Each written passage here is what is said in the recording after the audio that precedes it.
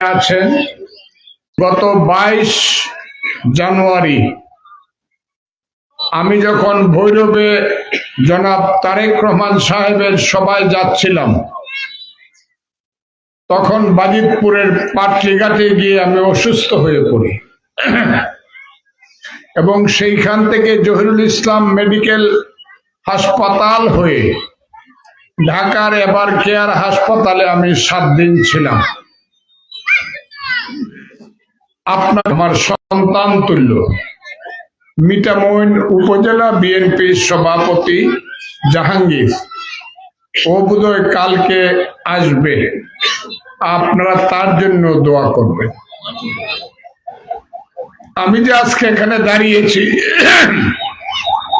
এত ভালো লাগছে যে এই যে মাঠ ভরা, লাইন ধরা মানুষ, সেই মানুষ আপনারা এখানে এসেছেন। এই দেশে একটা জাতীয় সংসদ ইলেকশন হবে এবং সেই ইলেকশনটা হবে আগামী 12 ফেব্রুয়ারি। আজকে হলো 3 ফেব্রুয়ারি, অর্থাৎ হিসাব করলে আর মাত্র 8-9 দিন আছে। টেলিভিশন মার্কা 2001 সনে গামছা মার্কা, 2008 সনে ইলেকশন করছি দানেশ শীষ মার্কা। আমার প্রতিদ্বন্দ্বী ছিল জনাব আব্দুল হামিদ সাহেব, যে সবাই জানতো ফজলুর রহমান আর আব্দুল হামিদের কন্টেস্ট হইতেছে। ভোটের কন্টেস্টে দাঁড়াইতো, কে পাস করব না করব বুঝে যেত না। এখন আমরা একটা অন্ধকারের শক্তির সঙ্গে যুদ্ধ করতেছি। এটা এর চেয়ে অন্ধকার মুনাফেক শক্তি। তারা কার সঙ্গে? ইসলামী আন্দোলনের সঙ্গে। ওই যে ফয়জুল কবির সাহেব চরমুনার পীর ফাঙ্কা মার্কার সঙ্গে। এখন আর কেউর গায়ে কেউ বাতাস দেয় না। হ্যাঁ, সেই পাঙ্কা মার্কার ফয়জুল করিম সাহেব বলে এদের চেয়ে বেঈমানি পৃথিবীতে কোনোদিন আর জন্মগ্রহণ করে নাই।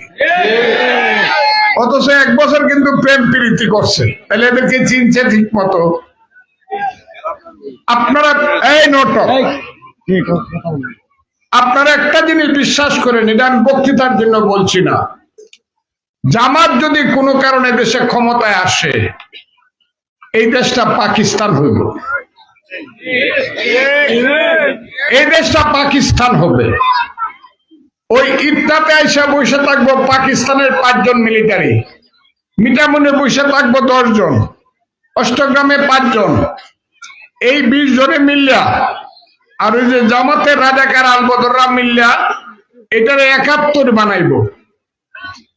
এটাকে পরাধীন দেশ বানাবে। রাস্তা দিয়ে হাঁটতে পারবেন না। ওই বাঙ্গাল কা বাচ্চা, তুই কবি নাহি, আচ্ছা কই একটা লাথি মারবে। এরা মানুষের বাচ্চা না। আল্লাহর ভয় লাগে, আমাকে ভোট দিয়েন না, আমি আপনাদেরকে না করি, কিন্তু এদেরকে ভোট দিয়ে দেশটারে পাকিস্তান বানায় আমার মা বোনের ইজ্জত আর নষ্ট করেন না। আমায় দিয়েন না। এদের চেয়ে খারাপ এই পৃথিবীতে কেউ জন্মগ্রহণ করে নাই। কয়েকদিন আগে কইছে তারেক রহমান প্রধানমন্ত্রী হইব, স্যার আমাদেরকে একটু সাথে নিয়ে। আর পরশুদিনের আগের দিন তাদের ছাত্র নেতা ডাকসুর বিপি কয় তারেক রহমানকে হাসিনার মতো লাঠি দিয়ে বাইর করবো। এত বেয়াদব হয় মানুষ? ও তো তারেক রহমানের সন্তানের সমান। তারেক রহমানের মেয়ে তো ব্যারিস্টার, তার চেয়ে অনেক বড়। এদের মতো বেত্তমিজ, আমি সবসময় কথা বলি, যে কথাগুলা, এই কথাগুলা জামাত ইসলামের জন্য ডিকশনারিতে আইছে। বেত্তমিজ, বেতাসির, বেয়াদব, বেঈমান, এই কথাগুলো আইছে কিন্তু জামাতের জন্য। এদের বিরুদ্ধে ইলেকশন করতে হচ্ছে আমাকে। কি ইলেকশন হবে?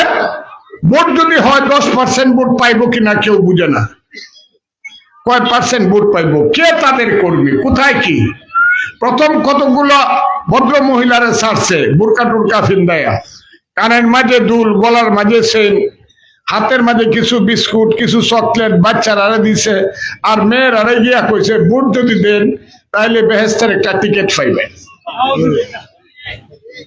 আপনারা শুনেন নাই কথাটা?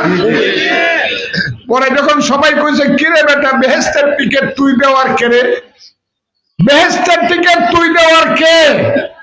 বেহেশতের টিকিটের মালিক হলো আল্লাহ। তুই কি আল্লাহ? তুই যদি আল্লাহ হয়ে থাকস তাইলে তুই হইলে এই পৃথিবীতে সবচেয়ে শিরিক গুনাহ করছস। ফি নারী জাহান্নামা খালিদিনা ফিহা, তুই চিরদিন দুজকের আগুনে জ্বলবি। যখন সবাই দেখছে মেয়েরা কইরা